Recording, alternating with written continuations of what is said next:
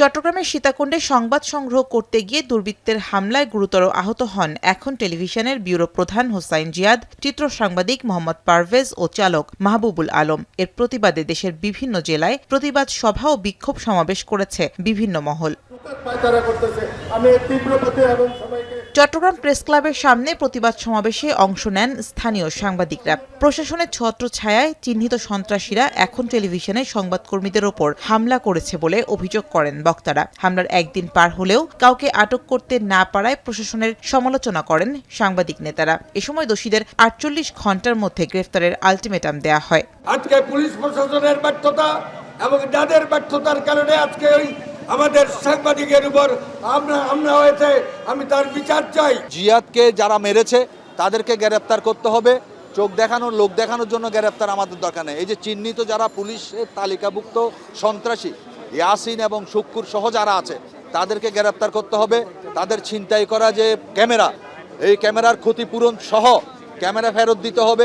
সন্ত্রাসীদের ভিতরে একটা জিনিস বদ্ধমূল ধারণা হয়েছে যে সাংবাদিকদেরকে মারলে কিছুই হবে না। এই অবস্থায় আমাদের সহকর্মী এখন টিভির হোসাইন জিয়াদ এবং পারভেজের উপর যারা হামলা চালিয়েছে, আমি প্রশাসনের কাছে জোর দাবি জানাবো, আপনারা জানেন তারা কারা, তাদেরকে অতি দ্রুত আইনের আওতায় আনুন। ২৪ ঘন্টা হয়ে গেছে, আমরা আলটিমেটাম দিয়েছিলাম, আমরা কঠোর কর্মসূচিতে যাব। সোমবার দুপুর 12:30 থেকে ঘণ্টাব্যাপী মানববন্ধন কর্মসূচি পালন করেন Shariatpur electronics media journalist association ও জেলার সাংবাদিকরা। এ সময় সারা দেশে প্রতিনিয়ত সাংবাদিকদের ওপর হামলার ঘটনা ঘটছে বলে অভিযোগ করেন বক্তারা। সাংবাদিক নির্যাতন বন্ধে রাষ্ট্রকে এগিয়ে আসার আহ্বান জানান গণমাধ্যম কর্মীরা। সাংবাদিকদের উপরে আক্রমণ বন্ধ করতে হবে।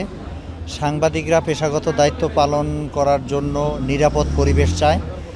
রাষ্ট্রের দায়িত্ব সেই নিরাপত্তা নিশ্চিত করা। এই যে হত্যা এবং হামলা হচ্ছে, এটা প্রতিনিয়ত হচ্ছে। আমরা এটার সুষ্ঠু বিচার দাবি করছি। যদি আগামীতে এটার বিচার করা না হয়, আমরা কঠোর কর্মসূচি দেব।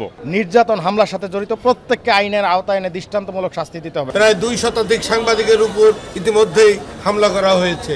এটা নিশ্চয়ই সুপরিকল্পিতভাবে সাংবাদিকদের কণ্ঠ স্তব্ধ করে দেওয়ার একটা অপপ্রয়াস। ধারাবাহিকভাবে এগুলির কোনো বিচার হচ্ছে না, এর একটা বড় কারণ। এর কারণেই কিন্তু বারবার এই দুর্বৃত্তরা বলি, সন্ত্রাসীরা বলি, এই ঘটনা ঘটিয়ে যাচ্ছে এবং তারা পার পেয়ে যাচ্ছে।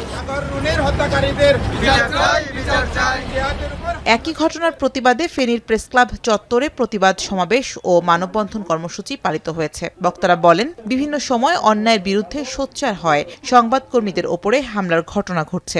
সেসব ঘটনার দৃষ্টান্তমূলক বিচার না হয় চট্টগ্রামে সাংবাদিকদের ওপর হামলার ঘটনা ঘটেছে বলে অভিযোগ করেন বক্তারা। এ অবস্থায় হামলায় জড়িতদের দ্রুত সময়ে গ্রেফতারের দাবি জানান তারা। শামীমা রহমান শাম্মী, এখন।